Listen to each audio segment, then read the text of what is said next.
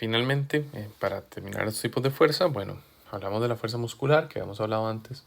Los músculos los vamos a aproximar como pequeñas cuerdas o como una colección de cuerdas más bien. Y entonces es importante que sepan que la fuerza muscular, cuando veamos tipos de fuerzas de otra forma, entonces es una fuerza del tipo aplicada. ¿Okay? Esto va a ser importante para en el futuro del curso.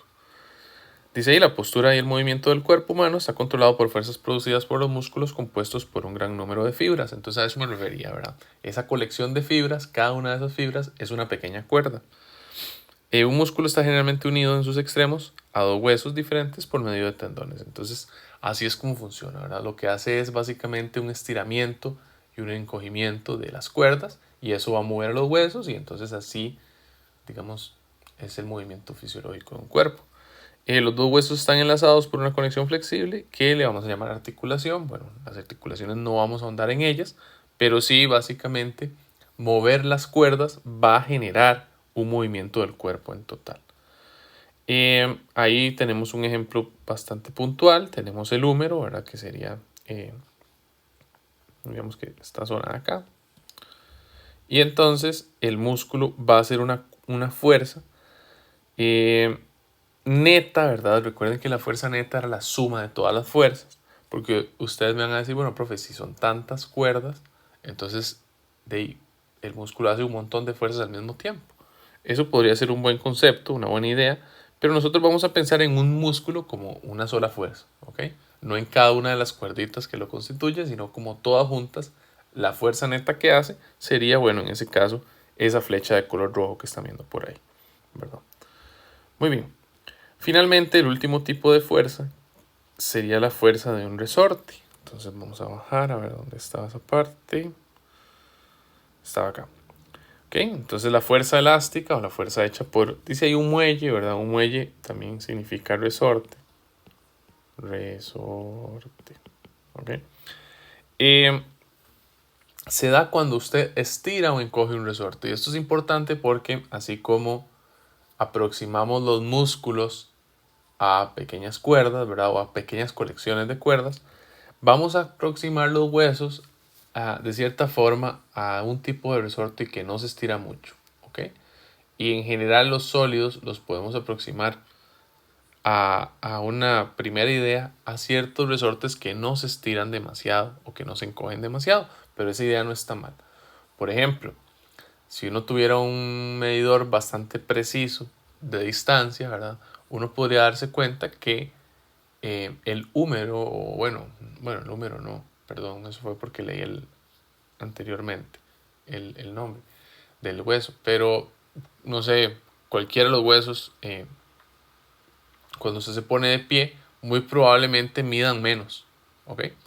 Esto porque tienen que, digamos, el peso del cuerpo sobre el hueso de elección va a hacer que se encoja de cierta forma. Entonces, eso lo vamos a ver después, ¿verdad? Cuando veamos un poco de sólidos, entonces vamos a llegar a ese tema y lo vamos a ver bien. Pero por ahora nos interesa saber cómo funciona la fuerza propiamente. Dice ahí, la magnitud de la fuerza elástica es directamente proporcional a la elongación del resorte. ¿Qué es la elongación? ¿Qué tantos estiros encoge el resorte de estudio? Como pueden ver entonces, la fórmula es K por X. F es la fuerza, K es una constante, cada resorte tiene una constante diferente y la X es esa distancia que se estira o se encoge el resorte. Dice, su dirección siempre es opuesta a la dirección en la que se produce la elongación. ¿Qué quiere decir esto? Entonces pónganme atención a esta parte, va a estar interesante, ¿verdad? Si yo jalo el resorte, en este caso mi mano hace una fuerza hacia la derecha, ¿verdad? Está jalando el resorte hacia la derecha. Noten que el resorte se estira hacia la derecha. Pero entonces, ¿qué fuerza va a hacer el resorte? El resorte va a hacer una fuerza hacia la izquierda. Y por eso es que ahí dice que siempre es contraria u opuesta a la elongación, ¿verdad? Este color azul va a ser la fuerza del resorte. Por el contrario, en el dibujo de abajo, mi mano está haciendo una fuerza hacia la izquierda. Y como pueden ver, la elongación está medida hacia la izquierda, ¿verdad? Vean que el 0, ¿verdad? X igual a 0, está definido aquí. Y la posición 0 para los resortes la vamos a definir como la posición de equilibrio. Y es exactamente cuando el resorte no está ni estirado ni encogido, sino que digamos la longitud natural, por así decirlo, del resorte. Entonces, en este caso, ¿qué hice yo? Yo lo encogí el resorte. Lo hice más pequeño. Lo estoy comprimiendo, la palabra correcta. Y entonces, si yo hice una fuerza hacia la izquierda, ¿qué va a hacer el resorte? Me va a devolver a mí una fuerza hacia la derecha. Y otra vez se opone a la dirección de elongación. Aquí tiene un ejemplo bastante válido. Dice ahí la fuerza de tensión máxima que puede experimentar un fémur. Y ahí estaba el hueso. Yo dije húmero y no tiene nada que ver el fémur y el húmero. Pero bueno, era el hueso en el que estaba pensando era el fémur. Seguir, dice ahí, fémur humano. Y seguir en el régimen elástico es de 15 kilonewtons. Si la elongación experimenta es de 6.3 milímetros, determine la constante de la fuerza del fémur. Entonces nos dan el valor de la fuerza. La fuerza es 15 kilonewtons. Entonces a ustedes les toca hacer la conversión. Yo la voy a hacer de una vez. 15.000 newtons, ¿verdad? Y cuánto se estira o se encoge. Entonces nos dicen que es 6,3 milímetros. Vean que eso es una distancia que uno podría medir con una regla. Entonces no es tan poquito, ¿verdad? Eso sería 0, bueno, es más, lo podemos escribir en notación científica. 6,3 por 10 a la menos 3 metros. ¿Ok? Y entonces, ¿cuánto va a ser la constante? Bueno, ahí la constante va a ser, si ustedes recuerdan la fórmula, fuerza del resorte va a ser K por X. En este caso, entonces, K va a ser la fuerza entre la distancia, que va a ser 15.000 entre 6,3 por 10 a la 3, a la menos 3, perdón. Y K va a ser entonces igual a 15.000 entre 6.3 por 10 a la menos 3. Y ese número es, vamos a poner notación científica, 2.38 por 10 a la 6. Muy bien. Este ejercicio lo vamos a hacer en clase, entonces podemos ponerle tarea moral si ustedes lo quieren intentar. Me parece válido. Y finalmente, para cerrar y terminar la presentación, un poquito de la tercera ley, ¿verdad? La tercera ley habla de la acción-reacción, ¿verdad? Acción, reacción. Y lo que quiere decir es que nuestras fuerzas de estudio siempre van a venir en pares.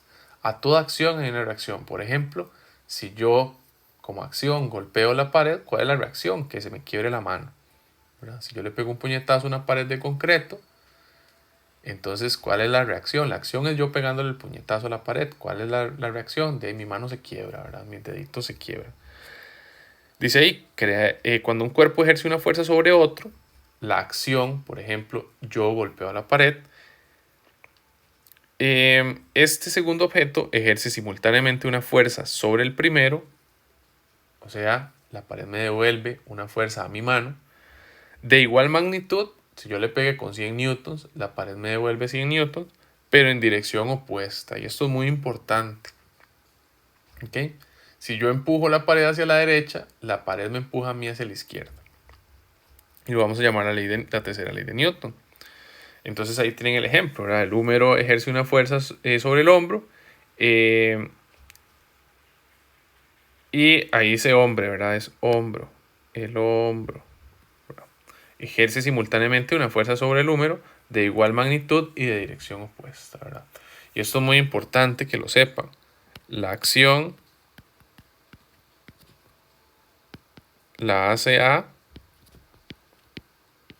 B. La reacción la hace B sobre A, ¿verdad? ¿Qué quiere decir esto? Que la acción y reacción no la siente el mismo cuerpo. A hace la acción sobre B, yo golpeo a la pared siente un golpe, y la reacción la hace B sobre A. La pared me devuelve a mí esa fuerza, y ¿qué siento yo? Que mis deditos se quebraron. ¿Ok? Perfecto.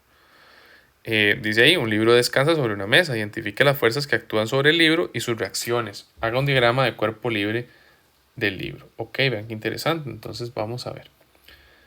¿Cuál es el diagrama de cuerpo libre del libro? Entonces, el cuerpo libre va a sentir el peso hacia abajo y va a sentir hacia arriba una fuerza normal. Esas son las dos fuerzas que va a sentir. Ahora bien, ¿cuál de esas es acción y cuál de esas es reacción? Bueno, podríamos pensar que la acción podría ser el propio peso, ¿ok? Y entonces el peso, al empujar hacia abajo a la mesa, ¿verdad? Entonces podemos decir que la acción es el peso. Entonces, ¿quién va a hacer la reacción? Porque ¿quién siente la acción? La mesa siente que el libro la empuja hacia abajo, ¿verdad? Pero ¿cuál va a ser la reacción? Es la normal. ¿Qué va a hacer la mesa entonces? Va a decir, bueno, entonces si usted me empuja hacia abajo, yo lo voy a empujar a usted hacia arriba, le dice al libro. ¿Ok? Y empuja hacia arriba con la fuerza normal. Entonces la acción sería el peso y la normal sería la reacción. Aquí tienen varios ejemplos, los podemos discutir en clase. Y bueno, con eso quedamos listos con este tema. Es bueno que intenten hacer estos ejercicios antes de llegar a clase para que el día de la clase pues nada más tengan dudas y podamos centrarnos propiamente en los ejercicios ya más complicados. Muchas gracias.